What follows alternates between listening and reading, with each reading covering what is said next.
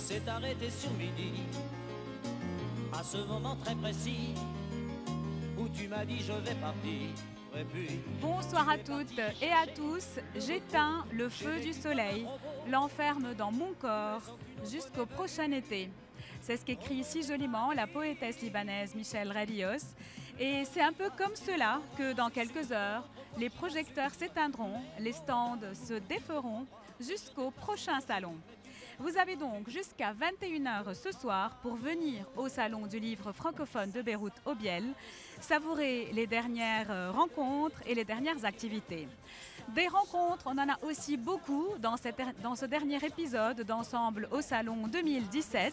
Et nous commençons avec une rubrique, un face-à-face émouvant avec Alexandre Nachar. chanter, ça se danse et ça revient, ça se retient comme une chanson populaire. Ça vous fait un cœur tout neuf, ça vous accroche des ailes blanches dans le dos. Ça vous fait marcher sur des nuages. Notre face-à-face est avec un grand fidèle du salon, un grand fidèle de notre émission. Bonsoir, Maître Bonsoir. Najar, comment allez-vous? Très bien. C'est toujours un grand plaisir que de vous recevoir. Moi aussi d'être votre invité. Et cette année, ce face-à-face est encore plus émouvant que les autres parce que dans votre dernier ouvrage qui s'intitule Mimosa, vous parlez à propos de votre mère qui vient tout juste de s'éteindre. C'est difficile, n'est-ce pas, de parler d'un personnage qui vous est tellement proche? C'est difficile, mais en même temps, les mots le ressuscitent en quelque sorte. Je crois que l'un des pouvoirs des mots, c'est de pouvoir figer les souvenirs et d'empêcher aussi que les personnes qu'on aime s'en aillent complètement, puisque à travers l'écriture, ces personnes peuvent continuer à vivre dans les pages d'un livre et que des milliers de lecteurs pourront comprendre ce qu'était ce personnage et puis voir un peu le destin de ce personnage-là. Alexandre Najar, vous connaissant, ce n'est sûrement pas un hasard si le livre s'intitule Mimosa. Le mimosa qui illumine de ses pompons jaunes les jardins, même en décembre, et qui a ce parfum reconnaissable entre tous. C'est cela aussi, n'est-ce pas, le choix de ce titre? En fait, ce choix, c'est parce que d'abord, c'était son surnom. Moi, je l'appelais ainsi. Et ensuite, parce que c'était une femme qui était amoureuse de la terre, amoureuse de la nature, qui vivait parmi les fleurs, qui aimait sa passion, à part nous élever, bien sûr, parce qu'on est une famille nombreuse de 6 enfants, dont 2 paires de jumeaux. En fait, à part cela, sa grande passion, c'était les fleurs, la nature. Et puis le mimosa est une plante, enfin, représente le soleil, représente la force. C'est très symbolique dans le langage des fleurs. Le mimosa a beaucoup de significations que j'explique dans le livre. Justement. Et donc, pour moi, c'était naturel d'intituler le livre comme ça. Mimosa. En fait, c'est un ouvrage très agréable à lire. Je ne vous cache pas que je l'ai lu en une soirée. Et le lecteur peut reconnaître très facilement sa propre mère à travers les pages de cet ouvrage. C'est un Bien peu sûr, ça. moi, souvent, quand j'ai écrit L'école de la guerre, Le silence du ténor sur mon père et celui-ci donc sur ma mère, en fait, quand je parle de moi, j'invite le lecteur à réfléchir un peu à lui-même. Vous connaissez la préface des Contemplations où Victor Hugo s'adresse au lecteur et lui dit « Ce que j'ai vécu, c'est un peu ton histoire ». Et donc c'est ça, en fait, le but, c'est pas seulement raconter ma propre vie. J'ai pas envie comme ça d'étaler ma vie pour l'étaler. En fait, ce que je fais, ou celle de mes parents, en fait, c'est plus pour inviter le lecteur à réfléchir sur sa propre relation avec son père ou sa mère, ou bien pour une femme aussi de réfléchir à sa propre condition de maman. Et j'insiste beaucoup sur le fait que les mères libanaises, quand même, ont joué un rôle considérable pendant la guerre. On parle toujours, surtout en Occident, du Liban comme un pays qui a été ravagé par la guerre, où il y a toujours la violence, etc. Mais on oublie de rendre hommage aussi à l'héroïsme des mères libanaises qui ont quelquefois perdu des enfants, perdu un mari, qui ont eu des enfants kidnappés, qui ne sont jamais encore revenus, et d'autres qui tout simplement ont lutté au quotidien contre les pénuries d'eau, d'essence, de pain, enfin toutes les pénuries que nous avons eues, et Dieu sait si elles sont nombreuses, et qui ont essayé de protéger autant que possible leurs enfants de la violence ambiante. Et Alexandre Najjar, un sacrifice de plus que votre mère également a donné, c'est qu'elle a mis en parenthèse ses rêves professionnels pour vous éduquer. Vous dites, éduquer sera son métier. Tout à fait. Et c'est super, c'est beau, c'est un peu oui, beaucoup en de fait, mamans libanaises. elle avait étudié le droit et la psychologie parce qu'elle rêvait de devenir juge pour enfants. Mais quand on a 6 enfants, je crois que c'est difficile de concilier une activité professionnelle et sa vocation de maman. Et donc, elle a évidemment sacrifié sa profession pour s'occuper de nous. Mais en même temps, elle est restée très ouverte sur la culture, c'est-à-dire qu'elle n'a pas passé son temps seulement à s'occuper. Elle lisait beaucoup, elle écoutait de la musique. C'était une personne férue de culture et je lui dois beaucoup parce qu'en fait, c'est grâce à elle peut-être que j'ai autant lu de livres parce qu'elle était ma première conseillère en matière de lecture, en matière d'art. Donc c'était quelqu'un de formidable. Maintenant, il y a beaucoup de mères comme ça. Je ne dis pas que j'ai elle avait le monopole.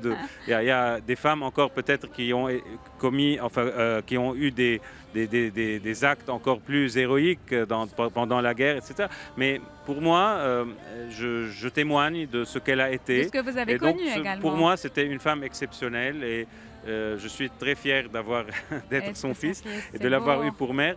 Et je crois qu'elle m'a beaucoup apporté. Je crois que beaucoup de choses en moi sont dues à ce qu'elle a bien voulu me donner. Oui, c'est le cas d'ailleurs de beaucoup de mères. Vous parlez de culture. Cet amour de la culture, moi aussi, je l'ai de ma propre mère qui, même si elle est médecin, aime beaucoup la culture. Donc, c'est vraiment ça, cet apport-là qu'on a dès l'enfance, peut-être dans le sang, qui fait qu'on devient, comme vous, un grand écrivain à un moment donné. Et avant de terminer, Alexandre Najjar, parce que vous parlez, c'est vraiment un plaisir, on aurait pu parler durant des heures et des heures, vous allez m'annoncer le prix Phénix, comme vous le faites chaque année, en primeur sur la MTV. Voilà. Donc, comme vous le savez, le prix Phénix a été fondé en 1996 par un jury composé d'écrivains et de journalistes libanais et français de renom. Et donc, on le dessert chaque année à un écrivain libanais qui écrit en français ou un écrivain français qui écrit sur le Liban. Donc, cette année, c'est un écrivain français qui écrit sur le Liban, puisqu'il s'agit de Xavier Baron, Histoire du Liban des origines à nos jours. Donc, ce livre, c'est une histoire du Liban vraiment très documentée, très précise, passionnante, très bien écrite. Et je crois que, bon, il n'a pas tellement parlé des origines phéniciennes, tout ça. Et ça commence vraiment à l'époque ottomane jusqu'à nos jours. Sur la période de l'indépendance, il accorde une grande partie à cela. Je pense que c'est un très bon livre et donc le jury a voté pour celui-ci. Ça n'a pas été facile puisqu'il y avait de très bons livres par ailleurs, mais finalement c'est celui-ci qui a obtenu le prix. Donc il sera décerné dans quelques semaines à la Banque Audi qui est le sponsor du prix. D'accord, et vous allez en faire l'annonce là dans quelques instants à 18h à l'Agora. Merci beaucoup Alexandre Najjar et bonne chance pour la suite. Merci. Et mon corps commence à se déhancher. Un zeste de tequila, me voilà señorita, toujours prête à faire la fiesta. Il suffit que tout le monde se mette à danser. Oh, on est prêt à chanter. À présent, nous allons parler d'un ouvrage qui est une anthologie de la littérature libanaise d'expression française avec son auteur professeur Georges Labaki. Bonsoir. Bonsoir. Vous êtes entre autres président du conseil d'administration de l'ENA, l'École nationale d'administration. Oui. Et vous avez préparé cet ouvrage qui vous a fallu en fait 3 ou 4 ans de préparation, n'est-ce pas? Oui, absolument, parce que je suis en même temps docteur d'État en droit de la Sorbonne et docteur en lettres françaises. Et donc j'ai mené 2 carrières parallèles, une carrière professionnelle et une carrière littéraire d'écrivain. Et il m'a semblé que ce travail manquait dans la francophonie libanaise et qu'il y avait une ancienne anthologie qui remonte à 1948. Donc je me suis dit qu'il fallait quand même faire une sorte de ratissage à travers des lectures un peu personnelles et des choix, mais en même temps un travail exhaustif. Aussi exhaustif que possible, puisqu'il y a une grande difficulté à trouver les œuvres. Justement. Et dites-moi comment vous avez fait le choix, parce qu'il y a de très grands noms de la littérature francophone libanaise et d'autres noms moins connus ou moins importants. Comment vous avez fait le choix? Oui, comme j'ai dit, c'est une histoire d'amour entre un écrivain et un texte. Ça commence par là, mais il faut que ce soit quand même assez exhaustif. J'ai pris les fondateurs, je suis remonté à Chekri Ghanem, les précurseurs, disons, puis ceux qui sont déjà établis, plus ou moins établis, Korm, bien sûr le grand Shehadeh, Maalouf. Oui. Et puis la nouvelle génération comme Alexandre Najjar, notre ami, Sharif Majdalani. Et en même temps, j'ai voulu faire une ouverture pour les tout petits jeunes, même si cela m'a valu un peu une petite critique. Est-ce qu'il est possible d'inclure dans une anthologie des écrivains qui ont publié une œuvre? Mais quand même, j'ai pris le risque parce qu'il faut penser également à l'avenir. Et c'est comme ça qu'on trouve les Maalouf et les Shehadeh de l'avenir. Vous dites que la littérature libanaise d'expression française constitue un des fleurons de la pensée libanaise. C'est joli. Voilà.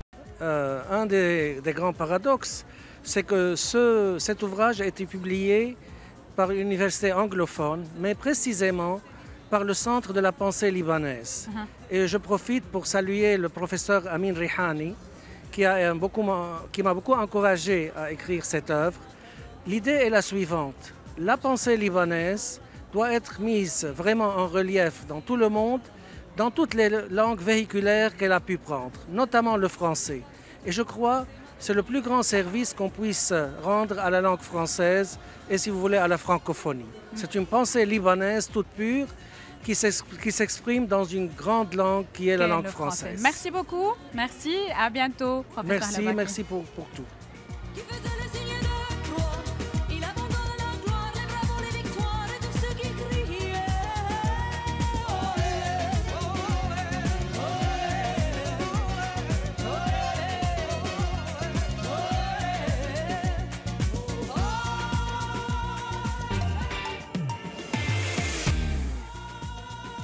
À présent, nous lisons ensemble avec une jeune auteure, poétesse, journaliste d'art et passionnée de théâtre que j'aime beaucoup, Marie-Christine Taillard. Bonsoir. Bonsoir. Bon, bravo. Vous avez déjà 3 ouvrages à votre actif, Étoile filante, Feuille blanche et Acte manqué. Et vous publiez également une plateforme en ligne, feuilleblanche.com. Ma première question va être la suivante. En ayant donc lu cet ouvrage-là, on voit beaucoup de blanc. Vous parlez de feuilleblanche.com, donc dans votre plateforme en ligne. Vous portez du blanc. Vous aimez beaucoup le blanc, c'est ça? Au fait, je commence par Feuille blanche, le livre. Le blanc, dans la lumière, c'est le mélange de toutes les couleurs. Donc, dans ce livre, je pense que c'est le mélange des couleurs, des émotions.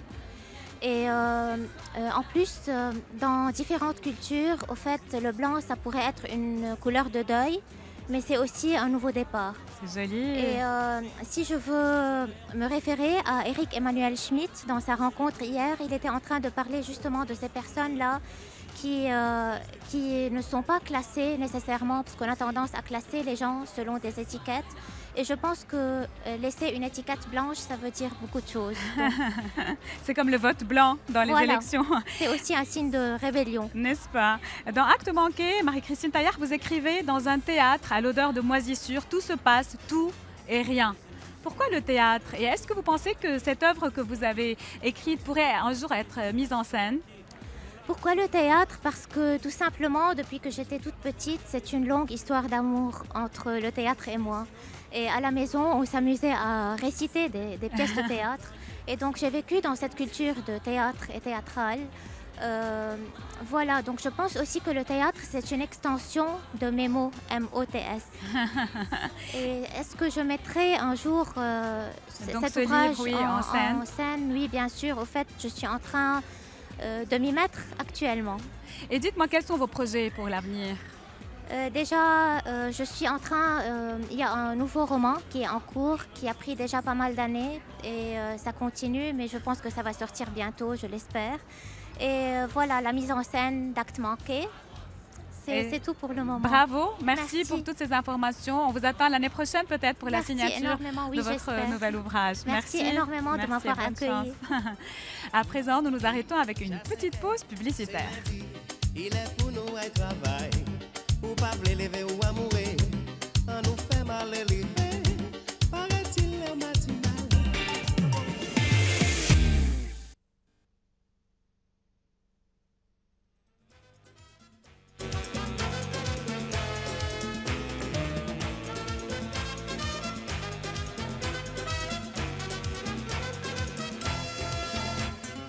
Notre clin d'œil ce soir, c'est avec donc Jean-Paul Négrel, directeur adjoint de l'AEFE. Bonsoir. C'est un grand plaisir de vous accueillir ici à Beyrouth. Merci. Vous êtes donc le directeur adjoint de l'Agence pour l'enseignement français à l'étranger. Et si le salon 2017 ferme ses portes ce soir, on a une bonne nouvelle pour les Libanais. Il y a quelque chose qui commence demain. Parlez-nous-en. D'abord, merci de m'accueillir. C'est un grand plaisir, un grand honneur pour moi d'être là parce que très rapidement, je voulais vous dire que j'avais déjà travaillé ici au Grand Lycée, que mes enfants avaient été scolarisés dans des établissements franco-libanais. Et en effet, comme vous dites, en fait, Christophe Bouchard, qui est notre directeur, lancera officiellement la semaine des lycées français du monde, toute une semaine consacrée aux lycées français du monde, qui sont au nombre de 500 sur la planète, dans plus de 137 pays. Dans plus de 137 avec pays. Beaucoup d'élèves libanais qui sont inscrits dans nos établissements sur la planète entière. Excellent. Donc la première semaine des lycées français du monde, donc ça commence demain, n'est-ce pas? Et parlez-nous un peu des activités, des initiatives qui vont ponctuer cette semaine. Alors le principe, c'est que le directeur nous a demandé d'aller un petit peu partout sur la planète. Donc moi je suis à Beyrouth parce que c'est le premier réseau, le Liban, avec 55 000 élèves, avec 41 établissements qui sont partenaires, plus beaucoup d'établissements qui enseignent en français. Vive le Liban! Vive le Liban, vraiment, l'amitié franco-libanaise. C'est vraiment un partenaire très très important, avec naturellement en liaison avec monsieur l'ambassadeur, le poste diplomatique. Et il y aura toute une série de manifestations à Paris, à Tokyo, dans toutes les villes du monde où il y a des établissements. Donc vous avez à peu près 137 pays où chacun des établissements va demain, pendant toute une semaine, parler des lycées français pour que les élèves et les familles connaissent encore mieux notre réseau. Et la semaine va s'ouvrir à Beyrouth, c'est ça? Alors ça s'ouvre, c'est une pré-ouverture cet après-midi et un lancement officiel demain par mon directeur. Excellent. Et donc toute la semaine dans tous les établissements. Quel clin d'œil pourrez-vous faire à la communauté libanaise francophone, monsieur Negrel? Alors moi j'ai plus qu'un clin d'œil parce que la communauté libanaise francophone, je la connais bien. Parce que, comme je vous disais, j'ai déjà travaillé ici, puis c'est un vrai lien d'amitié entre la EFE et nous. Mais aussi un clin d'œil parce que là où les Libanais vont sur la planète, en fait, ils font souvent le choix de scolariser leurs enfants dans nos établissements. Et ils sont très actifs dans les établissements. Et je voulais les remercier pour leur implication. Excellent. Ils sont toujours dans les associations de parents d'élèves, ils sont dans les conseils d'établissement et ils sont très impliqués dans l'éducation de leurs enfants. Monsieur Negrel, un dernier mot. Qui dit enseignement français ne dit pas seulement enseignement en français. C'est un système. Quelle est sa plus-value en deux mots? C'est vrai que c'est un enseignement français, c'est-à-dire que ce sont normalement les programmes français qui sont enseignés de partout sur la Terre, ce qui fait qu'un élève qui est scolarisé aujourd'hui à Beyrouth peut aller à New York, à Tokyo ou autre, mais en tenant compte aussi de vos spécificités, et notamment au Liban, à Beyrouth par exemple, on a le programme français, mais aussi avec le programme libanais. Donc, vous voyez, c'est l'enseignement français à la française, mais en lien très étroit avec le système éducatif local. Excellent. Merci beaucoup pour votre passage. Bonne chance pour la semaine du lycée. Merci à vous. À bientôt. C'est très gentil. À bientôt. Tu peux m'appeler après 8h au 310 24 32. On pourra, si tu veux, aller au ciné. Si t'es pas fatigué, ensuite on ira partager le meilleur strawberry sundae des Champs-Élysées. T'es ok.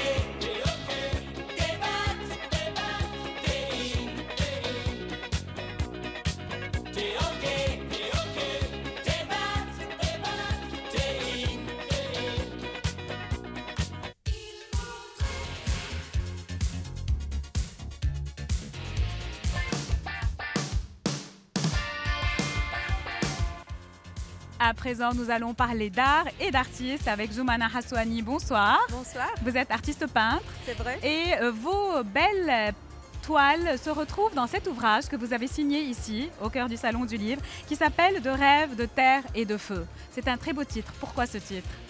D'accord. Alors, moi, je suis artiste peintre, comme je vous le dis. J'ai décidé de compiler mes toiles dans un livre. Et j'ai fait des expositions un peu partout, à savoir l'université Saint-Esprit de Kaslik. J'ai fait aussi une autre exposition à Barbizon, dans la galerie la plus huppée de Barbizon, le village des peintres. Justement. Oui, ça s'appelle Bécharat Gallery, avec des artistes de renommée. Dernièrement, j'ai exposé chez Dalia Al-Fayed, la sœur de Dodi Al-Fayed. Elle a une galerie à Paris, rue Anastase, Sainte-Anastase. Sa galerie s'appelle Art Dalia Gallery et toutes ces expositions-là sont intitulées de rêves, de terre et de feu. Pourquoi ces trois éléments? D'accord, je vais vous dire. Parce que pour moi, c'est ma façon de résumer la vie. Le tout commence avec un rêve. On peut pas, on n'existe pas si on ne rêve pas. Même si on a 80 ans, ça n'a rien à voir avec l'âge. Mais on ne peut pas rêver tout simplement, il faut concrétiser le rêve, donc via la terre qui est le travail et le dur labeur. Et le tout a besoin d'un carburant. Ce carburant, il est assez efficace parce que c'est celui de la passion, c'est le feu de la passion. C'est joli. Vous êtes peintre, mais aussi vous êtes poétesse, j'ai l'impression. Oui, ça m'arrive de l'être. Donc dans cet ouvrage, on voit qu'il y a les 3 langues qui sont juste à côté de chaque photo, une phrase dans les 3 langues. Et ce ne sont pas des traductions littérales. Non, non, pas du tout. Ces trois langues, j'ai écrit en 4 langues, il faut dire, parce qu'il y a la 4e qui est celle de mes toiles. Qui est celle de mes toiles. Alors j'ai fait de sorte à ce que ça se continue, ça se lit avec un mot, une ambiance, une expression. J'ai fait de sorte aussi à ce que l'une des langues soit poétique, une autre philosophique et la 3e légère, inspirée de tous les jours, des fois drôle, pour que la page soit en même temps consistante et dégagée. Excellent. Merci beaucoup pour votre passage sur notre plateau. Je vous en prie. Et merci à vous. Pour la suite de vos projets. Merci.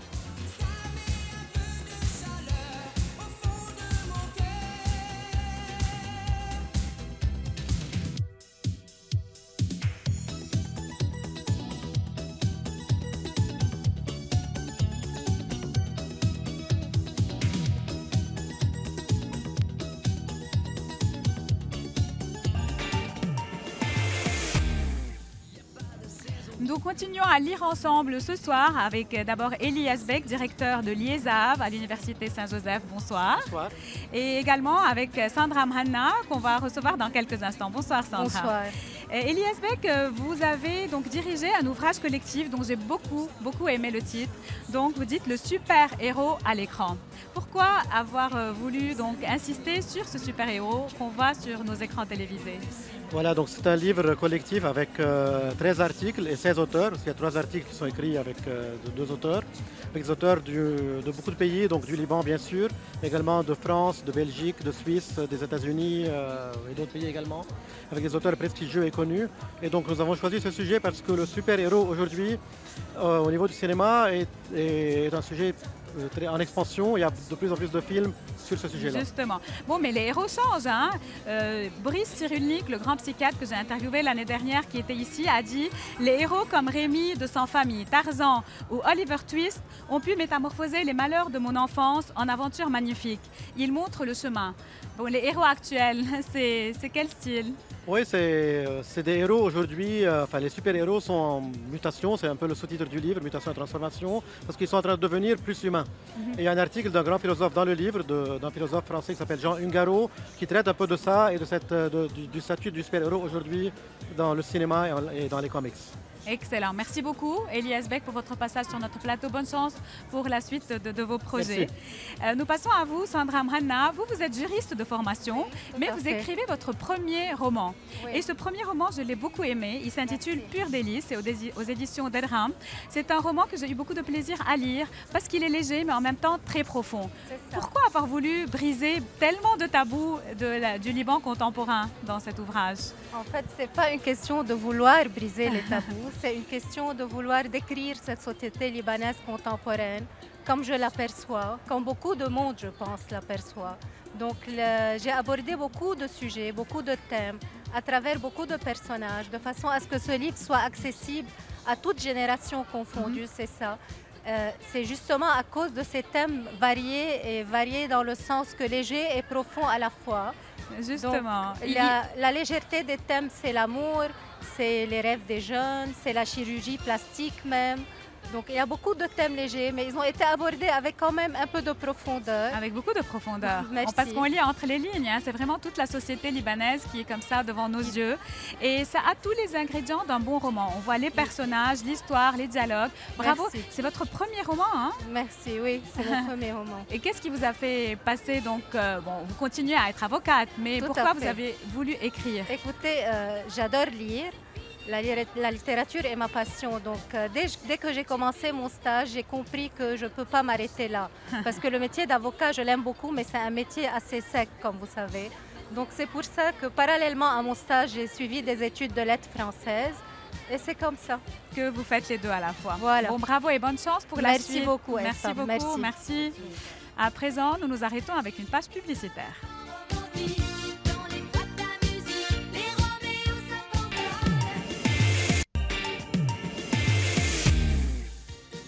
À présent, j'ai le plaisir de recevoir Maître Youssef Mouawad, avocat et historien. Bonsoir. Et Dima Zeyn Declercq, historienne et chercheuse. Bonsoir. Donc hier, Maître Mouawad, vous avez débattu autour d'un large public à propos de votre dernier ouvrage, Maronites dans l'histoire, aux éditions L'Orient des livres.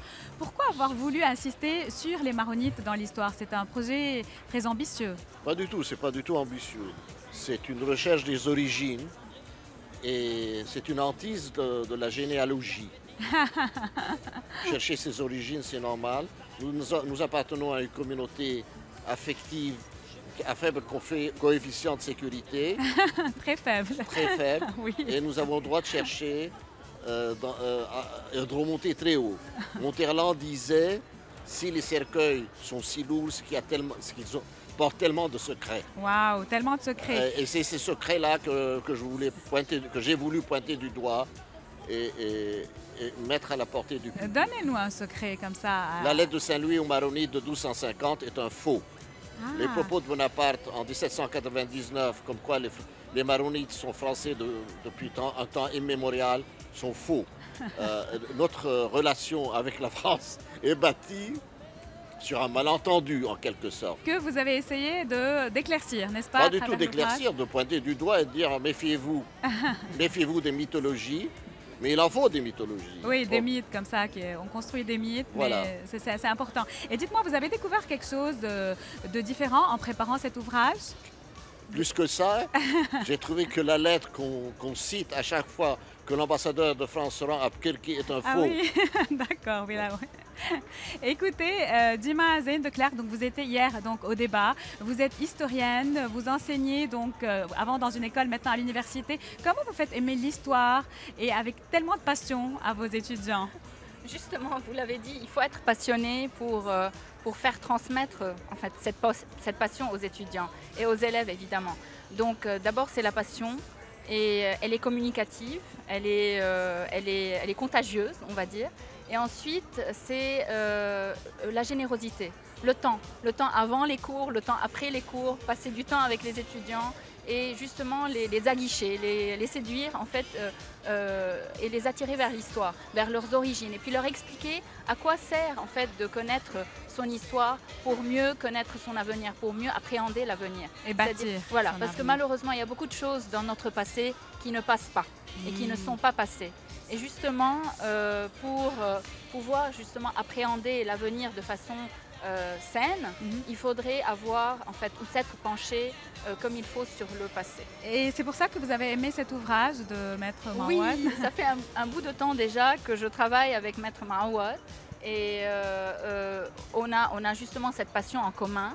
Et on se lit mutuellement, on se corrige aussi mutuellement quelque part. Et c'est justement sur une proposition de Youssef que j'ai participé au débat hier, que je l'ai introduit en fait au débat hier. Voilà. Bravo, merci pour votre passage sur notre plateau. Merci à bientôt. Elsa. Merci, à bientôt.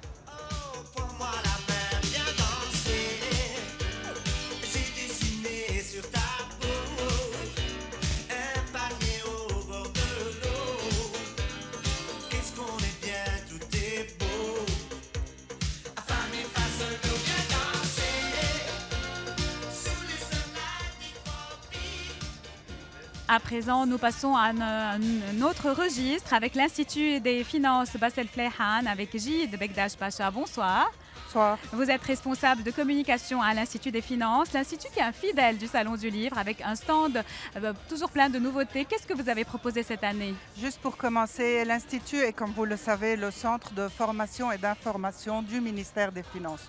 Donc on a toute une série de publications à proposer pour les citoyens, des rapports de conférences, mais on voulait attirer l'attention ce soir sur un produit phare sur lequel on travaille, qui est un jeu. Oui. Et effectivement, l'Institut accorde énormément d'importance à l'éducation économique et financière des jeunes. Parce que les jeunes sont, comme vous le savez, les citoyens de demain et les dirigeants de demain. Donc leur éducation doit commencer tôt. Et on vient de lancer un nouveau jeu qui s'appelle Big Bank Challenge, qui a été lancé avec l'association FIWI et la France à Banque, pour éduquer les jeunes sur les produits bancaires et les notions bancaires. C'est très joli, c'est un très beau jeu que mes enfants jouent depuis qu'ils sont passés au Salon du Livre. Il faut amasser 100 millions de livres libanaises dans son propre compte pour gagner. Tout à fait. C'est un jeu qui pas seulement éduque les enfants sur la notion et les produits bancaires, mais c'est un jeu qui les incite à l'épargne. Parce qu'on constate que le Libanais en général a une relation avec l'argent qui n'est pas très, très bonne. Ils ne gèrent pas bien leur budget, ils ne prévoient pas pour le futur. Il y avait eu une enquête il y a quelques années sur les Libanais et l'argent. Et de là, il est très important d'éduquer les jeunes. Et c'est de cette idée qu'est venu le Big Bank Challenge. Et avant ça, on avait fait un autre jeu qui était Game of Flous, qui lui parlait du budget, et un guide pour les citoyens, pour les jeunes, qui explique pourquoi on paye les taxes. Tout ça se trouve sur votre Tout stand. ça se Merci trouve beaucoup. et on les incite tous à venir jouer. Merci beaucoup. Merci et à bonne vous. Chance. Merci. Bonne chance.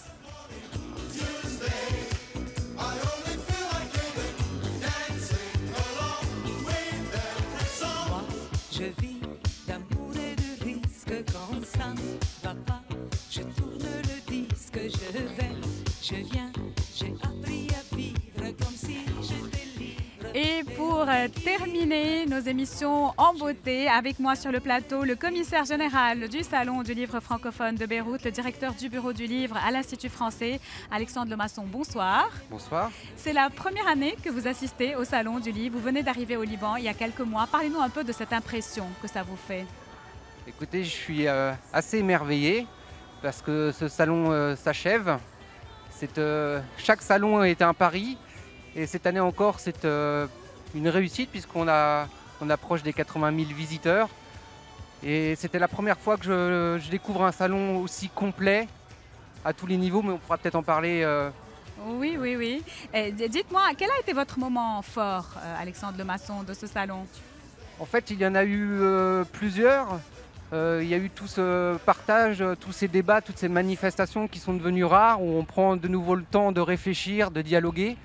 Mais avant tout, je crois que ce sont tous ces enfants, tout ce jeune public, des matinées effervescentes, où réellement, là, tous les publics se mélangent, de toutes les écoles, publiques, privées.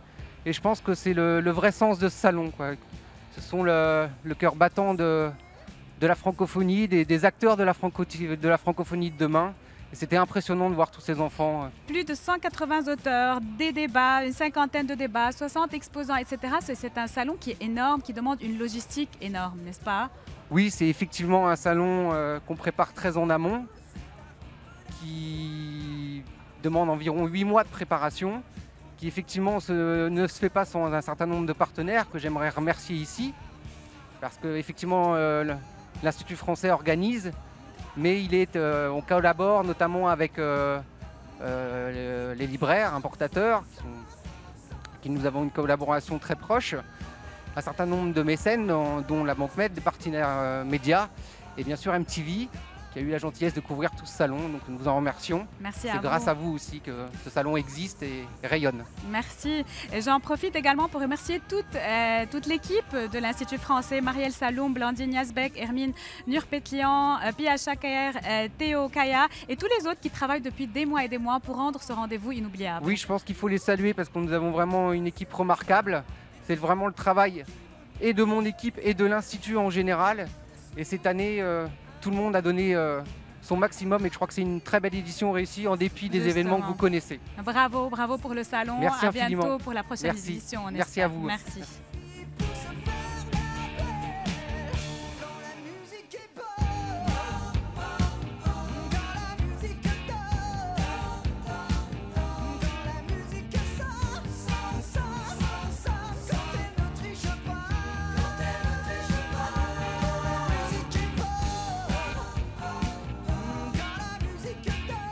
Comme l'a dit Alexandre Lemasson, la jeunesse, c'est le moment fort de ce salon du livre. Avec moi, 3 jeunes qui adorent lire. Je vais commencer par la première. Comment tu t'appelles?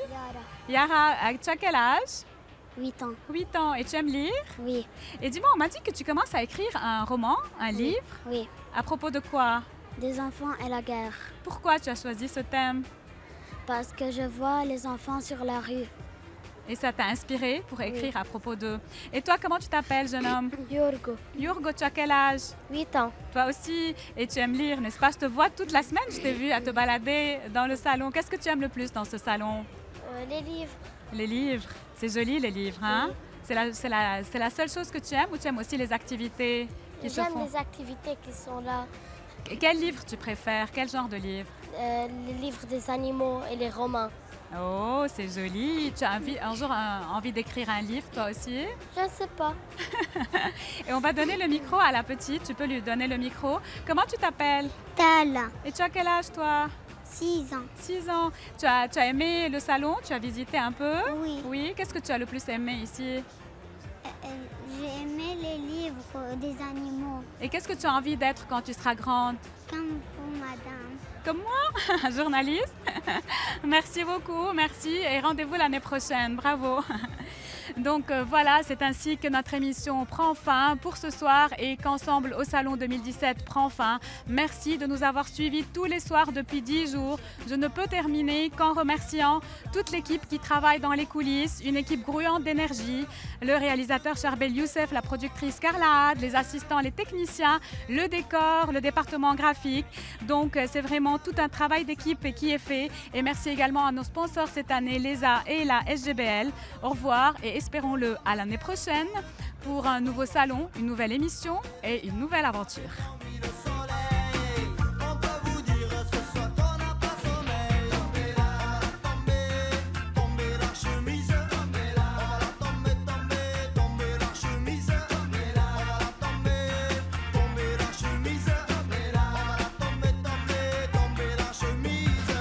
Tous les petits gars brochés les têtes à